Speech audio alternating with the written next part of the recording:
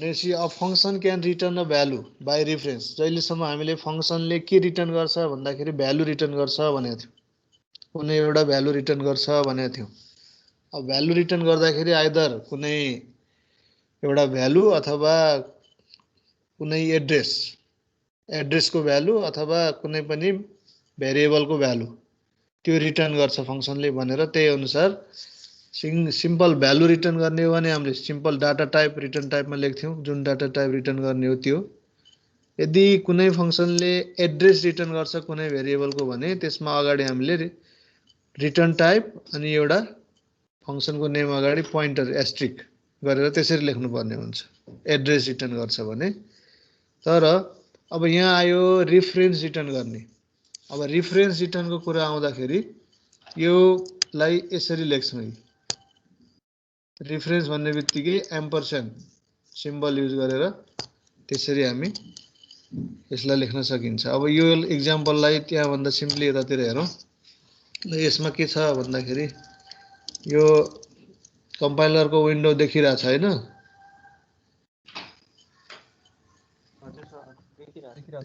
के छ?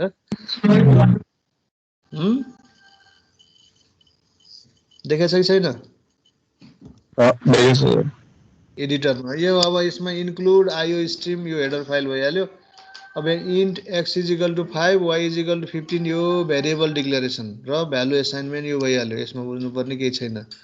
अब यहाँनिर जुन आएको छ इन्ट यो चाहिँ फंक्सनको रिटर्न टाइप अनि यहाँ एम्परसेन्ड सेट x भनेर एउटा फंक्सन सिम्पल एउटा फंक्सन देखाउन खोजे। यो चाहिँ रिटर्न बाई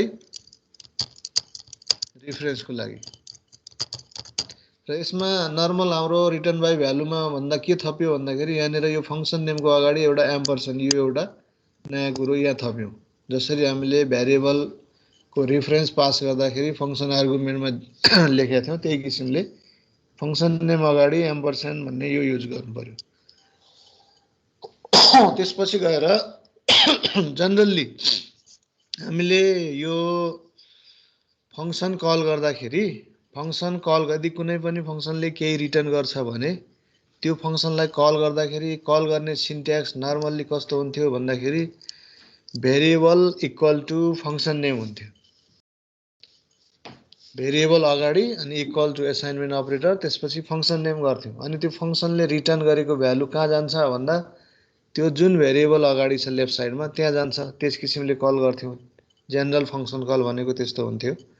अब यसमा त्यसको ठिक अपोजिट छ। फंक्सन नेम चाहिँ लेफ्टतिर छ, भेरिएबल नेम राइटतिर छ। यो रिटर्न बाई रिफरेन्स जब हामी युज गर्छौँ फंक्सनलाई कल गर्ने सिन्ट्याक्स भनेको यस्तो हुन्छ। हामीले भेरिएबल नेमलाई राइटतिर लेख्छौँ अनि त्यसपछि गएर यो फंक्सन कललाई लेफ्टतिर लेख्छौँ एसाइनमेन्ट अपरेटरको। अब यसपछि यसले गर्छ के भन्दाखेरि यो y भन्ने भेरिएबलको जे भ्यालु छ त्यो उसले यहाँ हेर्दा सर यसमा यो स्टेटमेन्टमा सिधै हेर्यो भने हामीले y भन्ने भ्यालु फंक्सन x लाई दियो भने जस्तो देखिन्छ। तर त्यसरी त फंक्सनमा त भ्यालु यसरी त दिँदैन। र यसको मिनिङ के हो भन्दाखेरि यो सेट x भन्ने फंक्सनले कुनै एउटा भेरिएबलको रिफरेन्स रिटर्न गरेको हुनु पर्यो र जुन भेरिएबलको रिफरेन्स यसले यहाँ रिटर्न गर्छ त्यही भेरिएबलमा यो राइटतिर लेखेको भेरिएबलको भ्यालु एसाइन हुन्छ। सिधै यो फंक्सनमा एसाइन गरे होइन, फंक्सनले यहाँ केही न केही रिफरेन्स भेरिएबल रिटर्न गरेको छ, भ्यालु होइन भेरिएबल। र त्यो रिफरेन्स भेरिएबलले जुन मेमोरी लोकेसनलाई रिप्रेजेन्ट गरिरहेछ त्यो ठाउँमा यो y भन्ने यताबाट दिएको भ्यालु y को भ्यालु जे छ त्यो गएर यसले रिटर्न गरेको रेफरेन्स भेरिएबल जुन छ त्यसको मेमोरी लोकेसनमा स्टोर हुने हो।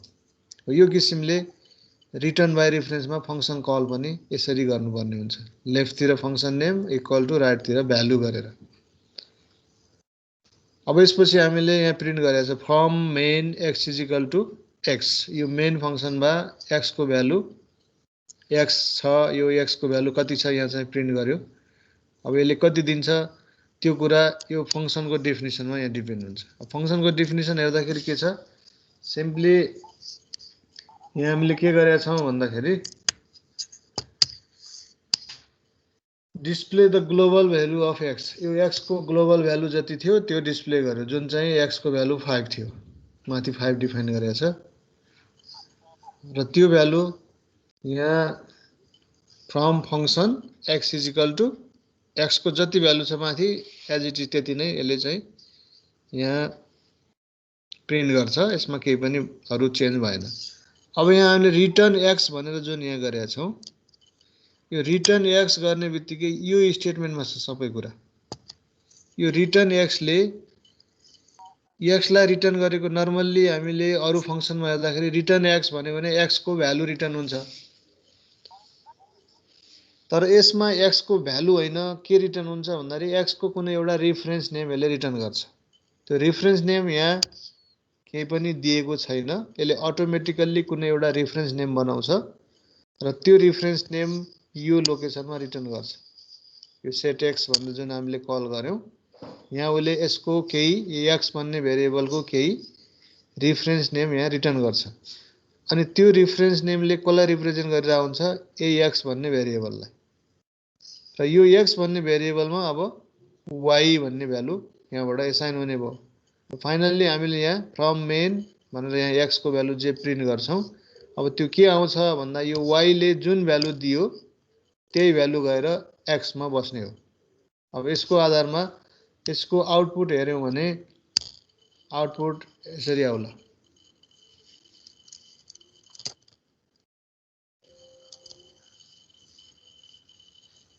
ल यसमा हेरौं, यो कम्पाइल हुँदैछ।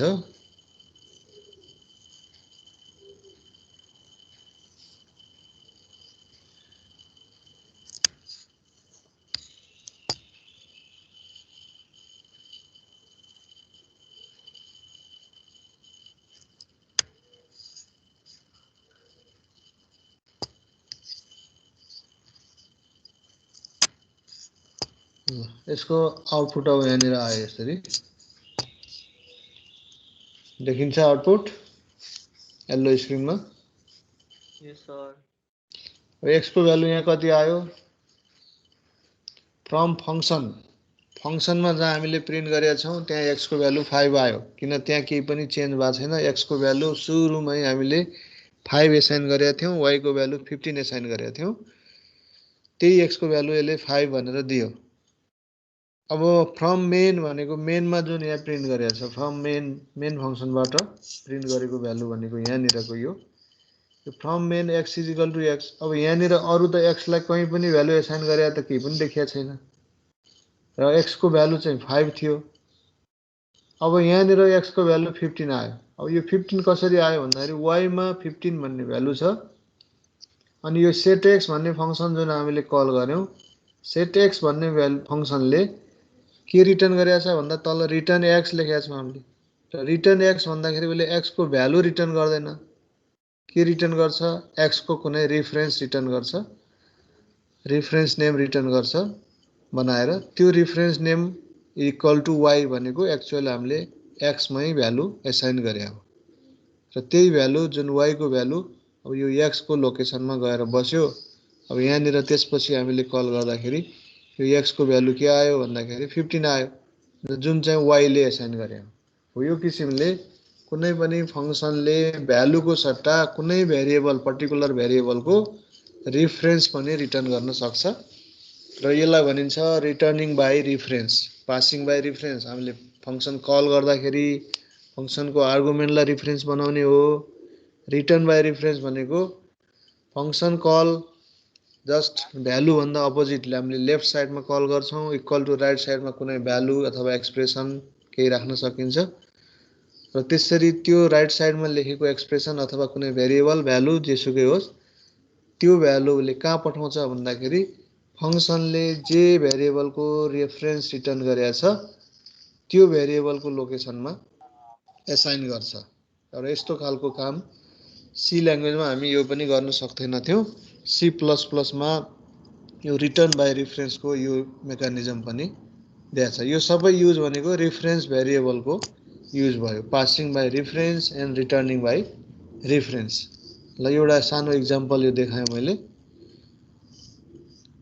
अब यसपछि गएर अर्को बेसिक कन्सेप्ट जुन सी ल्याङ्ग्वेजमा थिएन, हाम्रो C++ मा आएर नयाँ इन्ट्रोड्युस भएको अर्को पार्ट। अहिलेसम्म हामीले सरसर्ती हेर्दाखेरि यही कुराहरू हेर्दैछौँ बेसिक कन्सेप्टमा। सी ल्याङ्ग्वेजमा भन्दा C++ मा नयाँ के छ? सीमा भएको जे छ त्यो त छँदैछ, यसमा पनि छ, त्यसलाई फेरि हेरिराख्नै परेन। नयाँ के छ भन्दाखेरि अब यो पासिङ बाई रिफरेन्स आयो, रिटर्न बाई रिफरेन्स भन्ने आयो फङ्सनमा। त्यसपछि गएर स्कोप रिजोल्युसनका कुरा गऱ्यौँ। इनपुट आउटपुटमा हामीले नेम स्पेस, सिइन, सिआउट यिनी कुराहरू गऱ्यौँ। र यी जति पनि छन् C++ को केही नयाँ फिचरहरू जुन एड भएर आएका एडिसनल फिचरहरू सीमा नभएका, त्यो कुरा हेर्दैछौँ। अब त्यसैको सन्दर्भमा अर्को एउटा यो इनलाइन फङ्सन भन्ने आउँछ, जुन सी ल्याङ्ग्वेजमा इनलाइन भन्ने हुँदैन, C++ मा अर्को इनलाइन फङ्सन भन्ने आउँछ। र यो इनलाइन फङ्सन भनेको कस्तो हो भन्दाखेरि this is the function that is return as using inline keyword. Function त्यही हो, सीमा लेखे जस्तै फङ्सन जे लेख्ने हो त्यही लेख्ने हो फङ्सन। फङ्सनको डेफिनिसन, डिस्क्रिप्सन अरू सबैमा केही पनि फरक छैन। र इनलाइन भन्ने बित्तिकै के फरक छ भन्दाखेरि यो डेफिनिसन, फङ्सन डेफिनिसन हामीले मेन फङ्सनको जस्ट माथि डिफाइन गर्नुपर्ने हुन्छ। अरू नर्मल फङ्सनलाई हामीले माथि प्रोटोटाइप मात्रै लेखेर डेफिनिसन चाहिँ मेनभन्दा पछाडि गएर जता डिफाइन गरे पनि भयो, अथवा मेनभन्दा माथि नै डिफाइन गर्न पनि पाइयो। जुन अहिलेको अघिल्लो इक्जाम्पलमा पनि हामीले स्वाप भनेर एउटा इक्जाम्पल देखाएको थिएँ, माथि नै डिफाइन गरेको थियो, गर्न पाइन्छ। सीमा पनि पाइन्छ, C++ मा पनि पाइन्छ। अब यो इनलाइन फङ्सन त्यस्तै, जहिले पनि मेन फङ्सनभन्दा बिफोर स्टार्ट हुनुपर्छ, भनेको त्यही डिफाइन हुनुपर्छ सबै। तर एक्स्ट्रा के हुन्छ त्यसमा, अगाडि इनलाइन भन्ने वर्डबाट सुरु हुन्छ। र यसको रिटर्न टाइप जे छ त्यो इनलाइन भन्दा पछाडि, त्यसपछि बाँकी डेफिनिसन सबै सिमिलर हो। यो किन चाहियो, कस्तो खालको फङ्सन हो भन्दाखेरि, पहिला इनलाइन फङ्सन बुझ्नको लागि फङ्सनको एक्जिक्युसन हुँदाखेरि सिक्वेन्स कसरी जान्छ प्रोग्राममा त्यो कुरा बुझ्नु पर्यो। र कुनै पनि फङ्सन छ हामीले मेन फङ्सनमा कल गऱ्यौँ, त्यसरी मेन फङ्सनमा फङ्सन कल गर्दाखेरि फङ्सन कल आउँदासम्मको पाटो माथि मेनबाट एक्जिक्युसन स्टार्ट भएपछि 1 बाई 1 स्टेटमेन्टहरू एक्जिक्युट गर्दै जान्छ प्रोग्रामले। 1 बाई 1 स्टेटमेन्ट एक्जिक्युट गर्दै जाँदा जहाँनिर फङ्सन कल आउँछ, अब त त्यो फङ्सन कल आउने बित्तिकै अब त्यो मेन फङ्सनलाई उसले एकछिन सस्पेन्डेड मोडमा छोडिदिन्छ र त्यहाँबाट त्यसको कन्ट्रोल जम्प भएर कहाँ जान्छ भन्दाखेरि फङ्सन बडी, एक्चुअल फङ्सन डेफिनिसनको कोड जहाँ छ त्यहाँ पुग्छ। र त्यो फङ्सन एक्जिक्युट हुन्छ, र एक्जिक्युट भइसकेपछि फेरि फङ्सनबाट रिटर्न भएर back to call position, function call गरेको पोजिसनमा फेरि रिटर्न भएर आउँछ प्रोग्राम कन्ट्रोल। र त्यहाँबाट फेरि उसले त्यो अघि सस्पेन्ड मोडमा जुन मेन फङ्सनलाई छोडेको थियो त्यसलाई फेरि रिज्युम गरेर फेरि फर्दर अरू स्टेटमेन्टहरू एक्जिक्युट गर्दै जान्छ। यो नर्मल फ्लो, प्रोग्रामको एउटा नर्मल फ्लो अफ सिक्वेन्स यसरी जान्छ। अब यही सिक्वेन्समा यदि हाम्रो प्रोग्राम सपोज एउटा सानो फङ्सन छ डिफाइन गरेका छौँ, जसको काम एकदमै सर्ट काम छ, 2-3 लाइन कोड होला, त त्यति सर्ट फङ्सनलाई हामीले फङ्सनको रूपमा डिफाइन गऱ्यौँ र फङ्सन कल गऱ्यौँ। कल गर्दाखेरि त्यसको युज मल्टिपल ठाउँमा यदि गरेका छौँ हामीले भने त्यो सानो 2-3 लाइनको कोडलाई एक्जिक्युट गर्नको लागि एकचोटि ऊ मेन फङ्सनलाई रोक्छ, जान्छ, जम्प गर्छ, फङ्सनमा जान्छ, एक्जिक्युट हुन्छ, फेरि फर्केर आउँछ, फेरि अगाडि बढ्दै जान्छ, फेरि त्यही फङ्सन कल गरेको छ, फेरि जान्छ होइन, अथवा सानो त्यस्तै अर्को फङ्सन कल गरेको छ, फेरि त्यो फङ्सनमा जम्प गर्छ, फेरि रिटर्न गरेर आउँछ, गर्दाखेरि रन टाइममा एकदम सानो काम गर्नको लागि यो एक ठाउँबाट कन्ट्रोल अर्को फङ्सनको ब्लकमा जम्प गर्ने, फेरि त्यहाँबाट रिटर्न भएर आएर फेरि रिज्युम गरेर अगाडि बढ्ने गर्दाखेरि यो रन टाइम बढी लाग्ने हुन्छ। नर्मल फङ्सनको सिक्वेन्स त त्यही नै हो, तर पनि सानो कामको लागि हामीले धेरै जम्प गर्ने, रिटर्न गर्ने, जम्प गर्ने, रिटर्न गर्ने गर्दाखेरि टाइम म्याक्सिमम लाग्न सक्छ। रन टाइममा बढी टाइम लाग्छ प्रोग्राम एक्जिक्युट हुँदाखेरि। हो त्यही कुरालाई यदि सानो काम छ, जस्तै दुईवटा इलिमेन्टलाई एड गर्ने एउटा काम छ, एड गर्नलाई हामीले फङ्सन कल गऱ्यौँ, फङ्सन अर्को ठाउँ कतै लेखेका छौँ भने त्यति सानो कामको लागि टाइम मात्र वेस्टेज हुने भयो त्यो रन टाइममा, जुन चाहिँ क्रिटिकल टाइम हो। अब त्यसलाई मिनिमाइज कसरी गर्ने भन्दाखेरि त्यो फङ्सनलाई इनलाइन बनाइदिने। इनलाइन बनाउने भनेको अरू केही गर्नु पर्दैन, फङ्सनको कोडलाई जस्ट मेन फङ्सनभन्दा माथि राखिदिउँ प्रोग्राममा, अगाडि इनलाइन भनेर एउटा वर्ड थपिदिउँ, त्यति भएपछि इनलाइन भयो फङ्सन। अब इनलाइन भएपछिको इफेक्ट के हुन्छ भन्दाखेरि यो कम्पाइलेसन टाइममै त्यो फङ्सनको कोड जे छ, जे काम गर्ने हो, त्यसले जहाँ फङ्सन कल गरेको छ त्यही ठाउँमा सिधै उसले त्यो कोडलाई इन्सर्ट गरेर त्यही कम्पाइल गर्छ अरूसँगै। भनेपछि रन टाइममा उसले फङ्सन कल गरेबाट जम्प गरेर फङ्सनको कोडमा जानु परेन, सिधै के गर्ने भयो भन्दाखेरि यो जहाँनिर फङ्सन कल गरेको छ त्यही ठाउँमा डाइरेक्टली त्यो फङ्सनको कोडलाई इन्सर्ट गर्छ र सिधै अरू कोड सँगसँगै कम्पाइल गर्छ। अनि त्यही कम्पाइल भइसकेपछि त रन टाइममा उसले त्यही नै इन्स्ट्रक्सन पाइहाल्यो, फङ्सन कल अर्को ठाउँमा जम्प गर्नु परेन। र यस्तो टाइपको प्रोसेसलाई this is called the inline compilation भन्छ। र inline compilation means inserting the function code into the at the point of call and compiling together with other codes and no any unnecessary jumping at the time of execution. र यसले के गर्छ, this mechanism saves the run time, run टाइमलाई यसले धेरै बचाउँछ। र यसैको लागि यहाँ इनलाइन फङ्सनको इन्ट्रोड्युस गरेको छ। तर इनलाइन फङ्सन फेरि ठुलो ठुलो फङ्सनहरू छ भने त्यस्तोलाई इनलाइन गराउनु त्यति उपयुक्त हुँदैन, किन भन्दाखेरि जति ठाउँमा कल गरेको छ त्यति ठाउँमा त्यो फङ्सनको कोड नै इन्सर्ट गरेर कम्पाइल गर्ने भएपछि कम्पाइलेसन टाइममा त्यसको कम्पाइलेसन ओभरहेड एकदमै बढी हुन्छ। भनेको कम्पाइलेसन टाइममा बढी रिसोर्स चाहिने हुन्छ र कम्पाइल टाइम नै बढी लाग्ने हुन्छ। त्यो भएर ठुलो ठुलो फङ्सनहरूलाई इनलाइन बनाउनु त्यति फाइदा हुँदैन।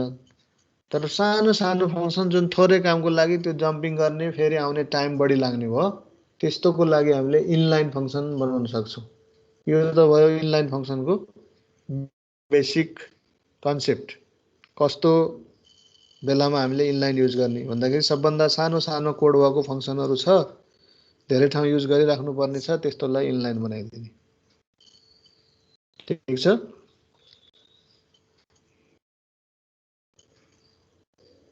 Yes, sir. हेलो, सुनिरहेको छ कि छैन? छ सर। अब यो इनलाइनलाई कसरी लेख्ने भन्ने कुरामा हामीले के गर्नु पर्यो भन्दाखेरि जस्ट फङ्सन जति लेख्ने गरेका छौँ त्यही किसिमले लेख्ने हो। इनलाइन भनेर एउटा वर्ड अगाडि लेखिदिएपछि त्यो इनलाइन फङ्सनमा कन्भर्ट हुन्छ र कम्पाइलरले अटोमेटिकल्ली बुझ्छ यो दिस इज इनलाइन फङ्सन र कम्पाइल गर्ने टाइममा जहाँ जहाँ कल गरेको छ त्यही ठाउँमा त्यसको कोडलाई लगेर सिधै सोर्स कोडसँगै कम्पाइल गर्छ। अनि रन टाइममा यो फङ्सन कलको ठाउँबाट जम्प गरेर अर्को ठाउँ जानु परेन, त्यहीँ सरसर्ती उसले सबै कोड त्यहीँ पाउने भयो, त्यहीँ एक्जिक्युट गर्ने भयो।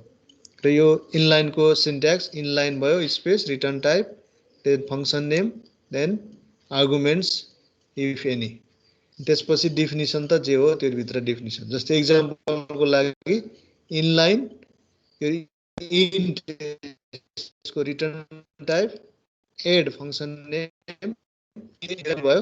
अब यसले रिटर्न गर्यो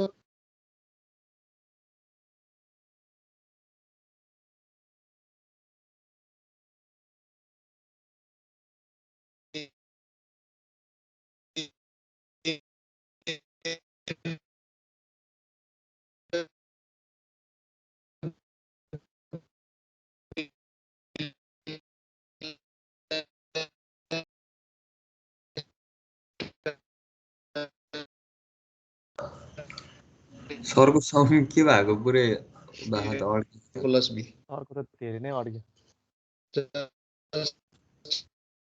ल फंक्शन छ त्यो नेट धेरै नै स्लो भयो। हामीले इनलाइन भन्ने मेन फंक्शन भन्दा माथि लेखौँ त इनलाइन फंक्शन।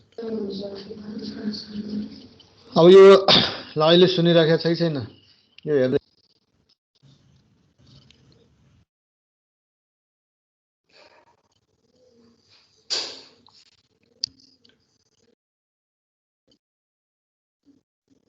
मैले अघि जुन कुरा भने यो स्लाइडमा त्यही कुरा हो सबै कुरा देखाउन खोजेको यो when function is called inline code of the function is inserted at the place of call and compile with the source code together.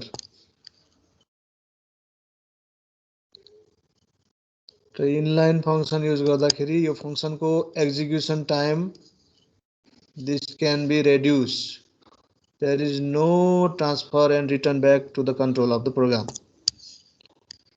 But अब यहाँनिर आएर if function has long code inline function is not suitable because it increase the length of source code due to the inline compilation. अब ठुलो function छ जस्तै मानौ 100 लाइनको कुनै फंक्शन छ त्यसलाई हामीले इनलाइन बनाइदियो भने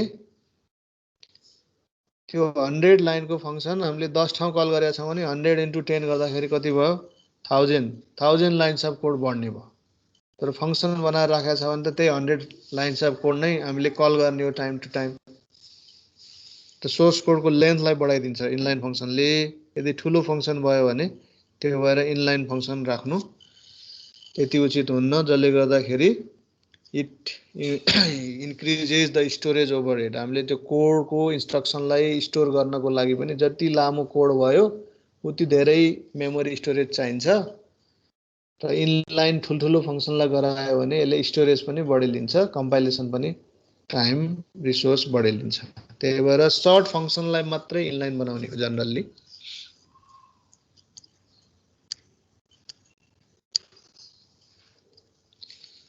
ल यो एक्जाम्पल देखिन्छ नि एक्जाम्पल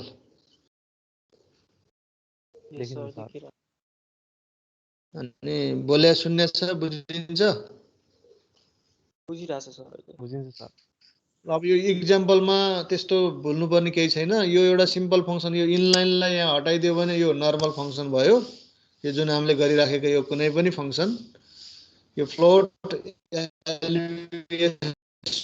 केजी यो पाउन्डबाट केजीमा कन्भर्ट गर्ने एउटा सानो फंक्शन जसले चाहिँ पाउन्डलाई मल्टिप्लाई बाइ 30 गरेपछि यो चाहिँ केजी बनाउँछ केजी बनाएर रिटर्न गर्छ र यो चाहिँ यति पाउन्ड छ भने यसको इक्विभ्यालेन्ट केजी यति हुन्छ भनेर यो फंक्शनले कन्भर्ट गरेर रिटर्न मात्रै गरेछ अब यो फंक्शन यो इनलाइनलाई यहाँ हटाइदियो भने नर्मल फंक्शन भइहाल्यो नर्मल फंक्शन हुँदाखेरि के हुन्छ जब यहाँबाट यसले फंक्शन कल गरेछ मेनबाट त्यतिबेला यहाँनिरबाट फर्दर स्टेटमेन्ट एक्जिक्युसनलाई रोक्यो यो जम्प एलपीएस टु के भन्ने फंक्शनमा अनि यहाँबाट रिटर्न भएर आएपछि फेरि यो फर्दर नर्मल फंक्शनको केसमा अब यो इनलाइन फंक्शन हो भने इनलाइन फंक्शनको केसमा सिम्पली यो कम्पाइल गर्ने बेलामै यो जुन कोड छ हामीले रिटर्न भनेर लेखेको फंक्शनको कोड यो कोडलाई नै उले यही इन्सर्ट गरेर कम्पाइल गरिदिन्छ त्यो भएपछि रन टाइममा यहाँबाट यो जम्प गरेर फेरि फंक्शनमा फंक्शनबाट फेरि ब्याक टु यता आउनु परेन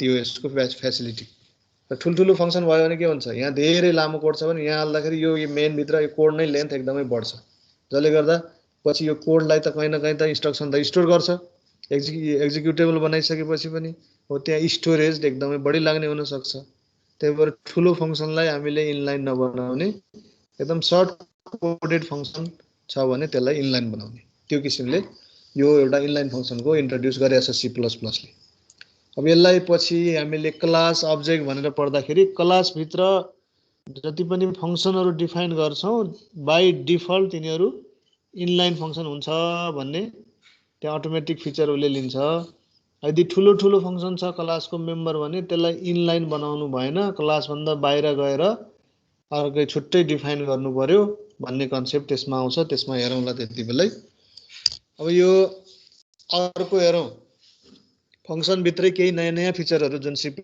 मा छ फंक्सन विथ डिफल्ट आर्गुमेन्ट। पहिला हामीले रिफरेन्स आर्गुमेन्ट हेऱ्यौँ, रिटर्न बाई रिफरेन्स हेऱ्यौँ, इनलाइन फंक्सन हेऱ्यौँ। अब डिफल्ट आर्गुमेन्ट भने कस्तो? डिफल्ट आर्गुमेन्ट भनेको कुनै पनि फंक्सनमा आर्गुमेन्ट हामीले पठाउँदाखेरि जतिवटा आर्गुमेन्ट छ नर्मल्ली त्यतिवटा नै आर्गुमेन्ट पास गर्नुपर्ने हुन्छ। फंक्सनमा जतिवटा आर्गुमेन्ट डिफाइन छ त्यतिवटा नै आर्गुमेन्ट हामीले पास गर्नुपर्छ। त फंक्सनमा सपोज 3 वटा छ, हामीले 2टा आर्गुमेन्ट पठायौँ भने अब प्रोग्रामले के भन्छ, नम्बर अफ आर्गुमेन्ट मिसिङ भन्ने समथिङ यस्तै केही एरर दिन्छ, अगाडि बढ्दैन। त्यही भएर जतिवटा आर्गुमेन्ट डिफाइन छ त्यतिवटा नै पास गर्नुपर्ने हुन्छ। अब डिफल्ट आर्गुमेन्टले के हामीलाई फ्यासिलिटी दिन्छ भने हामीले पास गर्दाखेरि जतिवटा आर्गुमेन्ट छ त्योभन्दा कम पनि पास गर्न सक्छौँ र जुन आर्गुमेन्ट पास गरेका छैन त्यसको लागि फंक्सन डेफिनेसनमा डिफल्ट भ्यालु सेट गरेको हुनु पर्यो। त यदि त्यो आर्गुमेन्ट उसले फंक्सन कलमा पाएन भने उसले त्यो डिफल्ट भ्यालुबाट लिन्छ। नम्बर अफ आर्गुमेन्ट कम भयो भनेर त्यस्तो एरर आउँदैन। डिफल्ट भ्यालु जे एलोकेट गरेको छ त्यही डिफल्ट भ्यालुलाई लिइदिन्छ यदि आर्गुमेन्ट भेटेन भने। तर यसरी आर्गुमेन्टहरू पास गर्दाखेरि जहिले पनि डिफल्ट भ्यालु भएकोलाई राइटतिर, भ्यालु नभएकोलाई हामीले लेफ्टतिर राखेर फंक्सन डिफाइन गर्नुपर्ने हुन्छ। लेफ्टतिर चाहिँ डिफल्ट भ्यालु राख्ने, राइटतिर भ्यालु नभएको आर्गुमेन्ट राख्ने भन्यो भने त्यो यसको सिन्ट्याक्स मिल्दैन, त्यसको रुल अनुसार त्यसमा एरर दिन्छ। र त्यही कुरा यहाँ भने हो, in C++ function can also have optional parameters for which no arguments are required in the call. Optional भनेको हामीले पठाउन पनि सक्छौँ नपठाउन पनि सक्छौँ आर्गुमेन्टहरू, त्यो फर्ममा फंक्सनलाई लेख्ने, जुन नर्मल C मा त्यसरी पाइँदैन थियो। For example, a function with 3 parameters may be called with only 2 or 1 or not. 3टा प्यारामिटर भएको कुनै फंक्सन छ भने हामीले 3टै पनि पास गर्न पाइन्छ, 2टा पनि पास गर्न सक्छौँ, एउटा पनि मात्रै पास गर्न सक्छौँ र कुनै पनि पास नगरेर पनि कल गर्न सकिने भयो यो डिफल्ट आर्गुमेन्टको युज गरेर। अब यस्तो केसमा if function for this the function shall include a default value for its parameter. जुन जुन हामीले पठाउँदैनौँ त्यो उसले डिफल्ट भ्यालु प्यारामिटरबाट लिन्छ यदि नम्बर अफ आर्गुमेन्ट भन्दा फ्युअर आर्गुमेन्ट हामीले पठायौँ भने। यो यसको बेसिक कन्सेप्ट। अब कसरी पठाउने त्यसको लागि यो एउटा एक्जाम्पल हेरौँ। यहाँनिर यो एक्जाम्पलमा डिफल्ट आर्गुमेन्टको युज दिएको छ। कसरी डिफल्ट आर्गुमेन्ट युज गर्ने भन्ने कुरा यसलाई पनि यतातिर हेरौँ। यसमा के छ भन्दाखेरि सुरुमा हाम्रो यहाँ फंक्सन हेरौँ। फंक्सन नर्मल्ली हामीले एउटा सिम्पल इन्ट्रेस्ट क्याल्कुलेट गर्ने एउटा फंक्सनको एक्जाम्पल मैले यहाँ देखाएको छु। सिम्पल इन्ट्रेस्ट क्याल्कुलेट गर्नलाई इन्ट्रेस्ट अन्डरस्कोर CAL क्याल भन्ने यो एउटा फंक्सन भयो। यसको रिटर्न टाइप अहिलेलाई सपोज इन्टिजर छ। अब यो चाहे अनुसार इन्टिजर फ्लोट जे पनि राख्न सकिन्छ। इन्टिजर छ। अब यहाँनिर 3टा आर्गुमेन्ट छन् यसमा। फ्लोट एउटा P फर प्रिन्सिपल एमाउन्ट अनि त्यसपछि गएर T for time in years. यहाँ टाइमलाई डिफल्ट भ्यालु के सेट गर्यौँ भन्दाखेरि 0.5 इयर्स भनेको half years time, that means 6 month. यो टाइम सेट गर्यौँ र फ्लोट R भनेको rate of interest is equal to 6 भनेर यहाँ सेट गर्यौँ। नर्मल्ली हामीले C मा प्रोग्राम लेख्दाखेरि यसरी डिफल्ट भ्यालु दिँदैनौँ र C++ मा यो डिफल्ट भ्यालु दिन मिल्ने फ्यासिलिटी दिएको छ। अब यसमा मलाई यो P को भ्यालु डिफल्ट राख्नु पर्यो, R को राख्नु परेन भने यहाँ ल्याएर P इक्वल टु समथिङ राखिदिने, R लाई यहाँ इक्वल टु 6 हटाइदिने गर्यो भने यसले काम गर्दैन। र यसको रुल के हुन्छ भन्दाखेरि जहिले पनि डिफल्ट भ्यालु भनेको यता यो लेफ्टतिरबाट यतातिरको भेरिएबलमा असाइन गर्दै जाने हो। एउटा मात्र यो 3टा प्यारामिटर भएकोमा हामीले एउटा मात्रै डिफल्ट युज गर्नु छ भने त्यो जुनलाई डिफल्ट युज गर्नुपर्छ त्यसलाई राइट मोस्ट पार्टमा लेख्नु पर्यो। जस्तै यहाँ T र P लाई गर्नु छैन, R लाई मात्र डिफल्ट भ्यालु दिनु छ भने R यहाँ सबभन्दा राइट मोस्ट आर्गुमेन्टको रूपमा आउनुपर्छ, अगाडि आउनु भएन। त्यस्तै यहाँ 2टालाई दिएको छु मैले, T लाई र R लाई डिफल्ट भ्यालु दिएको छु। यसमा यो दुईटै यो p भन्दा राइटतिर छन्, डिफल्ट भ्यालु भएका राइटतिर छन्। अब यसमा t यता r यता भएर केही फरक पर्दैन, कल गर्दा त्यही सिक्वेन्समा कल गर्नु पर्यो। अब यहाँ p मा भ्यालु छैन त p सबभन्दा सुरुमै लेख्नु पर्यो। अब यो तीनटैमा डिफल्ट भ्यालु छ भने त्यो केसमा हामीले तीनटैमा डिफल्ट भ्यालु राख्दाखेरि जुनलाई जता लेखे पनि केही फरक परेन। सबै आर्गुमेन्टमा डिफल्ट भ्यालु छ भने आर्गुमेन्टको सिक्वेन्समा केही फरक पर्दैन र जुन सिक्वेन्समा डिफाइन गरेको छ कल गर्दाखेरि त्यही सिक्वेन्समै कल गर्नु पर्यो, त्यति मात्रै हो। अब यसले रिटर्न गर्ने भनेको simply p into t into r divide 100, ptr divide by 100 भनेको यसले चाहिँ यो सिम्पल इन्ट्रेस्ट क्याल्कुलेट गरेर रिटर्न गर्छ है। यसलाई इन्टिजर भनेको चाहिँ यति मात्र राखे पनि भयो। अब यसमा यहाँनिर इनपुट गर्यौँ हामीले, input principal amount float p define भयो, c इन p। त्यसपछि गएर अब यहाँ फ्लोटमा डिफाइन छ, यसलाई पनि फ्लोटै गर्ने है, केही फरक पर्दैन। ल फ्लोट डाटा टाइप गरेर सबै डिफाइन भएको हुनाले रिटर्न टाइप पनि फ्लोट, यो पनि फ्लोट। ल यसरी गर्यौँ। अब यसमा इनपुट प्रिन्सिपल एमाउन्ट भन्यो, प्रिन्सिपल एमाउन्ट इनपुट गरियो, त्यो p c इन p। त्यस्तै time c in t, float r c in r भनेको p t r तीनटै भ्यालु यहाँ इनपुट गरेको छ। इनपुट गर्दा हामीले तीनटै भ्यालु गर्यौँ। अब यहाँनिर फंक्सन कलमा हेरौँ, इन्ट्रेस्ट क्याल ptr तीनटै आर्गुमेन्ट पास गरेर फंक्सन कल गर्यो यो स्टेटमेन्टमा। यहाँनिर लाइन 17 मा हेर्दाखेरि यो ptr तीनवटै भ्यालु हामीले पास गरेर फंक्सन कल गर्यौँ भने यसले फंक्सनमा यो p को भ्यालु यहाँ जति इनपुट गरेको छ त्यो पठाउँछ, t को भ्यालु जति इनपुट गरेको छ त्यो पठाउँछ, r को भ्यालु जति इनपुट गरेको छ त्यो पठाउँछ। अनि त्यही भ्यालुले ptr युज गरेर सिम्पल इन्ट्रेस्ट जति आउँछ क्याल्कुलेट गरेर यहाँ रिटर्न गर्छ, त्यो भ्यालु यहाँ जस्ताको तस्तै प्रिन्ट हुने भयो।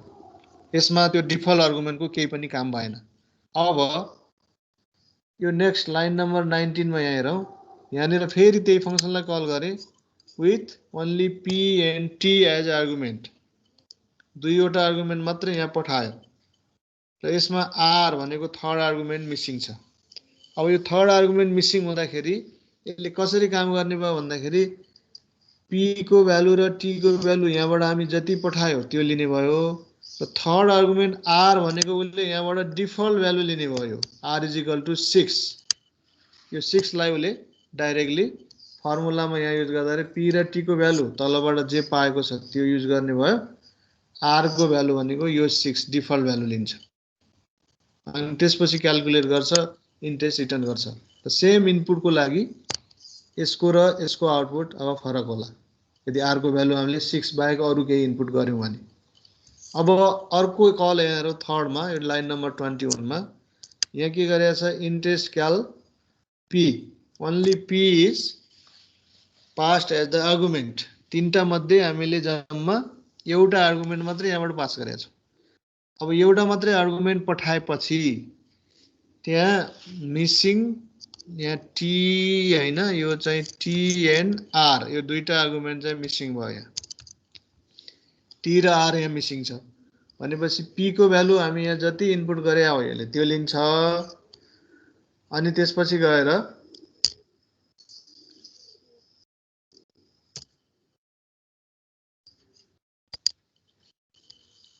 p को भ्यालु यहाँबाट पठाएको लिन्छ, t र r को भ्यालु चाहिँ डिफल्ट भ्यालु लिन्छ। ल अब यही कुरालाई यो रन गरेर हेरौँ, इनपुट द प्रिन्सिपल भन्ने, ल मैले यसमा 10,000 ल 1000 एउटा इनपुट गरे, ओन्ली 1000। अब यसको input the time for interest, time भनेको इयरमा, ल 5 इयर्स भनेर मैले इनपुट गरे।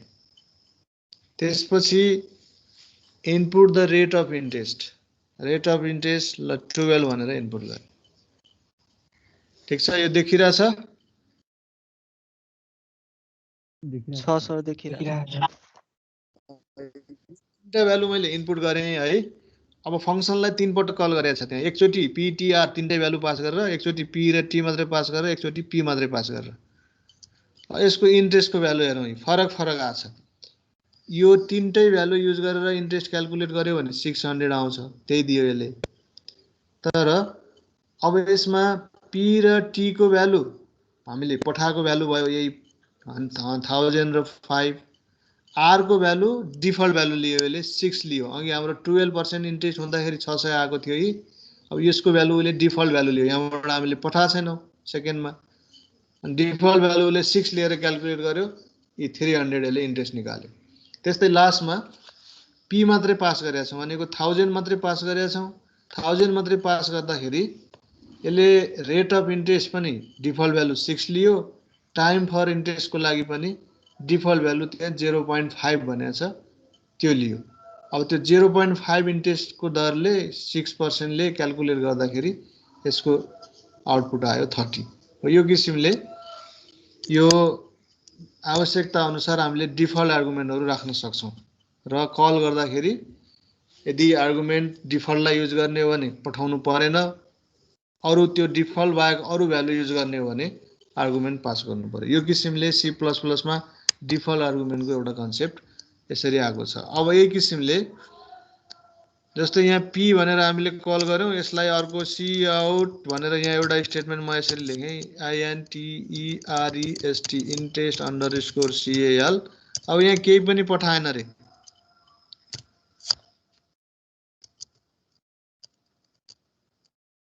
के होला अब यो केही पनि नपठाएपछि?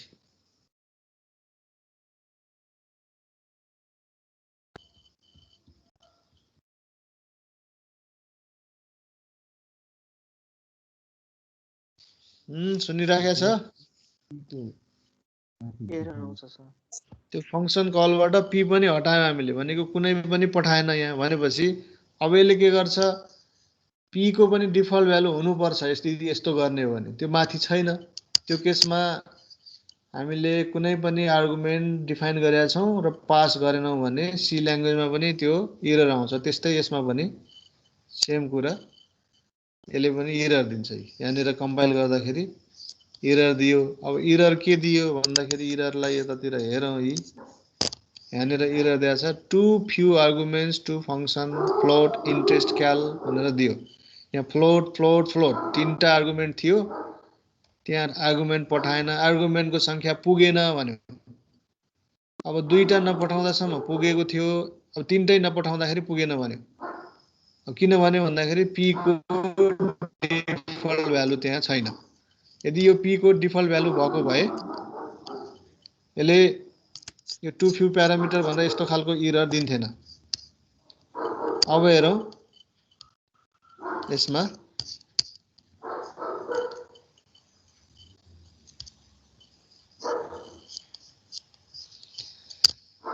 अब यसरी हामीले यसमा कल गर्दाखेरि यो पी लाई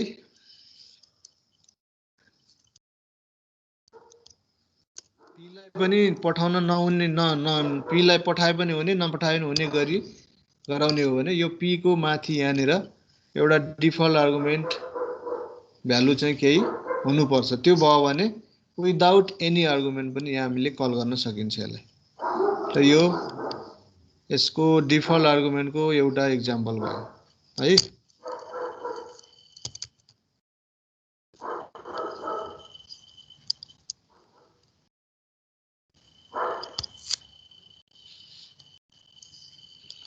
अब अर्को यसपछि डिफल्ट आर्गुमेन्ट पछि अर्को नेक्स्टमा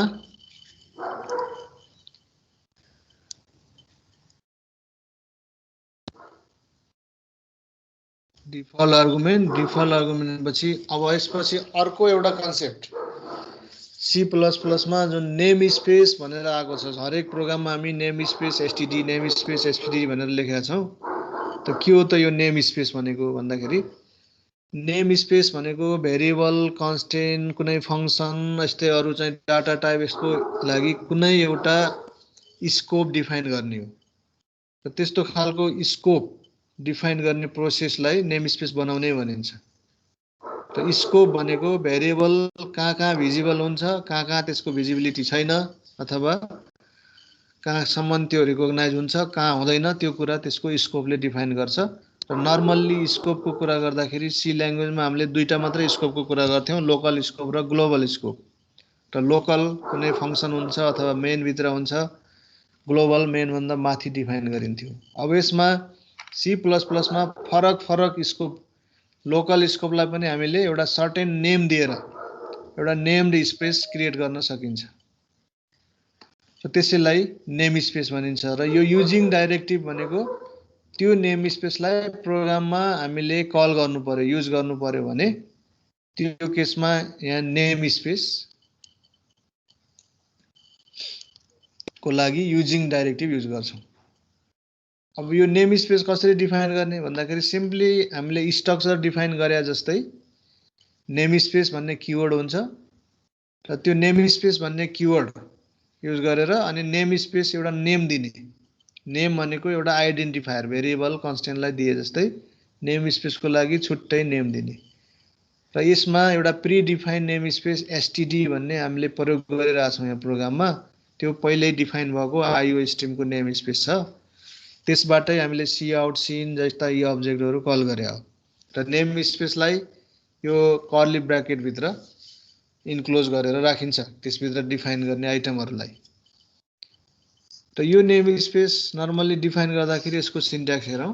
यो वेबाट नेम स्पेस, त्यसपछि गएर आइडेन्टिफायर भनेको नेम स्पेसको नेम, त्यसपछि इन्टिटिजको यहाँभित्र जे पनि फङ्सन हुनसक्छ, भेरिएबलहरू हुनसक्छ, कन्स्टेन्टहरू हुनसक्छ, अब्जेक्टहरू हुनसक्छ, केही डाटा टाइप नयाँ हुनसक्छ। जे हामीले डिफाइन गर्ने हो यही ब्लकभित्र यसरी डिफाइन गर्नु पर्यो। र यसको नाम भनेको यहाँ आइडेन्टिफायरमा जे दिन्छौँ त्यो यसको। अब यसभित्र लेखेका इन्टिटीहरूलाई हामीले प्रोग्राममा कतै युज गर्नु पर्यो भने सिङ्गल इन्टिटीहरूलाई मात्रै कल गर्ने हो भने एउटा option scope resolution operator, identifier, scope resolution operator अनि यो इन्टिटीको नेम। अब होल नेम स्पेसलाई हामीले एकैचोटि त्यहाँ कल गर्ने र त्यसको जुनसुकै पनि युज गर्ने हो भने युजिङ भनेर कल गर्नुपर्छ। जस्तो इक्जाम्पलको लागि यो नेम स्पेस किवर्ड भयो, माई नेम स्पेस भनेको this is the name of the name space. यहाँ मैले एउटा माई नेम स्पेस भन्ने नेम स्पेस बनाएँ।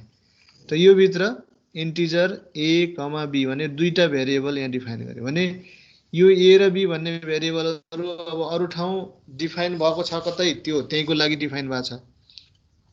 यदि यो डिफाइन नभए पनि हामीले ए र बीको भ्यालु यदि ए र बीलाई युज गर्न खोज्यौँ भने यो नेम स्पेसबाट डाइरेक्टली कल गरेर युज गर्न सकिन्छ प्रोग्राममा। अब कसरी युज गर्ने त्यसको लागि यो namespace, my namespace, integer a b भन्ने यो दुईटा भेरिएबल डिक्लेयर छ। अब यो इन्डिभिजुअल एउटा एलिमेन्ट मैले चाहिँ डाइरेक्टली एक्सेस गर्छु भन्ने हो भने यसरी गर्नु पर्यो। माई नेम स्पेस अनि स्कोप रिजोल्युसन अपरेटर ए, जहाँ यसलाई हामीले एक्सेस गर्नु छ त्यहाँनिर। त्यस्तै बीलाई एक्सेस गर्नु छ, my namespace scope resolution operator b हो। यही कुरा अगाडि जुन एसटिडीमा मैले भनेको थिएँ, एसटिडी अनि स्कोप रिजोल्युसन अपरेटर अनि cout, STD scope resolution operator cin भनेर कल गर्न सकिन्छ। अब त्यसरी नगरेर होल नेम स्पेसलाई एकैचोटि युज गर्छु भन्ने हो भने त्यसमा यो युजिङ नेम स्पेस एसटिडी भने जस्तै अब यो नेम स्पेसलाई हामीले बनाएको नेम स्पेसलाई युज गर्दाखेरि using name space my name space भनेर लेख्नु पर्यो एक लाइन। अनि त्यसपछि त्योभन्दा तल गएपछि जति पनि हामीले त्यहाँभित्र डिफाइन भएका एन्टिटीहरू छ डाइरेक्टली युज गर्न पाउँछौँ। यो स्कोप रेजोल्युसन केही पनि प्रयोग गर्नु पर्दैन। जस्तै यहाँनिर एक्जाम्पल हेरौँ। यहाँ यो युजिङ नेम स्पेस एसटिडी, यो सी आउट सिन यसमा युज गर्नको लागि यो पहिलाकै भइहाल्यो स्ट्यान्डर्ड नेम स्पेस। अब हामीले बनाएको नेम स्पेस यहाँ एउटा यो नेम स्पेस फर्स्ट यो भयो, त्यसपछि गएर नेम स्पेस सेकेन्ड यो भयो। यो दुईटा नेम स्पेस हामीले बनायो छुट्टा छुट्टै। फर्स्ट नेम स्पेसमा के छ, यहाँ एउटा इन्टिजर भेरिएबल VAR भन्ने छ जसमा 5 भन्ने भ्यालु छ।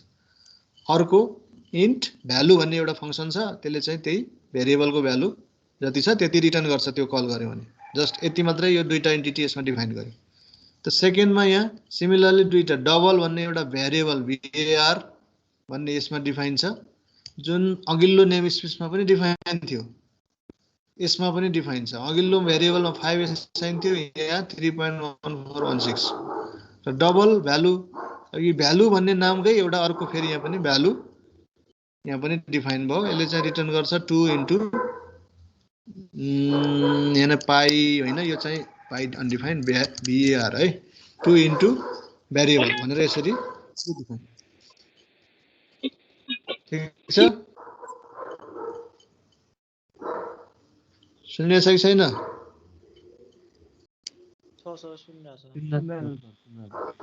ल यो भयो। अनि त्यसपछि मेन फङ्सनमा हामी के गर्यौँ? भेरिएबल फ्रम फर्स्टबाट भेरिएबल युज गर्दाखेरि फर्स्ट स्कोप रेजोल्युसन भ्यार गऱ्यौँ। यसले के दिन्छ?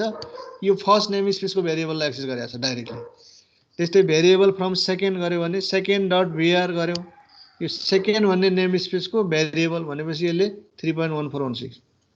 अब यसको आधारमा यो variable from first 5, variable from second भनेको 3.1416 त्यो आउँछ। ठिक छ। यसमा अलिकति यो जुन भ्यालु भन्ने छ, अब यहाँ हामीले भ्यालुलाई कल गरौँ भने यसरी कल गर्नु पर्यो। सी आउट गरेर value from first, value from फर्स्टमा यहाँनिर VALU भ्यालु भनेर यसरी कल गर्नु। र यसरी कल गर्दाखेरि डाइरेक्ट कल गर्दा यसले चिन्दैन, यहाँनिर एरर दिन्छ। अब यसलाई चिनाउनलाई के गर्ने? कहाँबाट हामीले यो भ्यालुलाई कल गरे भन्दाखेरि FIRST फर्स्टको भ्यालु भनेर यसरी लेख्नु पर्यो। हो त्यो किसिमले अर्को सी आउट, त्यसपछि भ्यालु फ्रम यसलाई यहाँनिर लेखिदिन्छु म। यो जुन आउटपुट साइडमा देखाएको छ त्यो आउटपुट ठ्याक्कै आउनको लागि यहाँनिर लेख्नु पर्यो। भ्यालु फ्रम सेकेन्ड भनेर आएको छ, सी आउट फ्रम सेकेन्ड। अब यसमा पनि त्यो फेरि भ्यालुलाई नै कल गर्ने, तर कहाँबाट भन्दाखेरि सेकेन्ड यो फङ्सन यसरी कल गरौँ। त्यसपछि इन्डियल ल यसरी लेख्ने। यसरी लेखेपछि यसले चाहिँ फर्स्टको भेरिएबलको भ्यालु दिन्छ यसरी 5। यसले चाहिँ फर्स्टको भ्यालुले जे रिटर्न गर्छ 5 त्यही भ्यालु यहाँ दियो। त्यस्तै यसले चाहिँ सेकेन्डको भ्यालु भनेको यसले रिटर्न गरेको भ्यालु 2 इन्टु VAR भ्यार, यो 3.14 को मल्टिप्लाइड बाई 2 त्यो भ्यालु। सेकेन्डले डाइरेक्ट यो भेरिएबल सेकेन्डको भेरिएबल भनेर यसरी इन्डिभिजुअल नेम स्पेसलाई हामीले इन्डिभिजुअली यसरी एक्सेस गर्न सकिन्छ। अब यो होल नेम स्पेसलाई नै डाइरेक्टली एक्सेस गर्ने हो भने त्यति बेला यो युज गर्नुको सट्टा यहाँ चाहिँ युजिङ नेम स्पेस फर्स्ट भनेर लेख्यो भने यसमा फर्स्ट भनेर यसरी लेखिराख्नु परेन। त्यसपछि युजिङ नेम स्पेस सेकेन्ड भनेर लेख्यो भने यहाँ सेकेन्ड भनेर यहाँ यसरी लेखिराख्नु परेन, डाइरेक्टली यो लेख्न पाइन्छ। ल ठिक छ, यति गरौँ आज। यो नेम स्पेसको कन्सेप्ट भयो। जो फर्दर यसमा अलिकति अझै बाँकी होला, यसलाई चाहिँ नेक्स्ट क्लासमा गरौँला।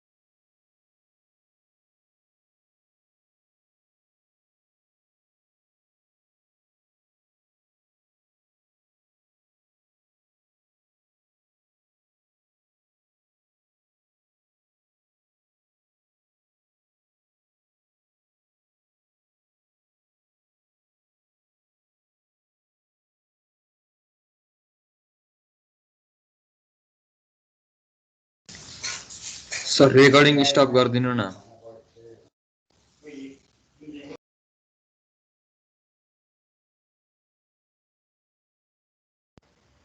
सर गइसक्नुभयो सर। ल रेकर्ड चाहिँ 1 घण्टा बढीको भइसक्यो, स्टपै गरिदिनु हुन्न त।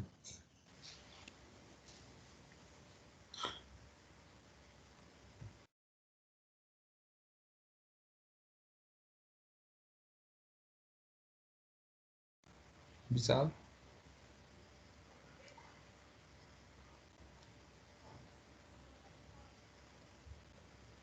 विशाल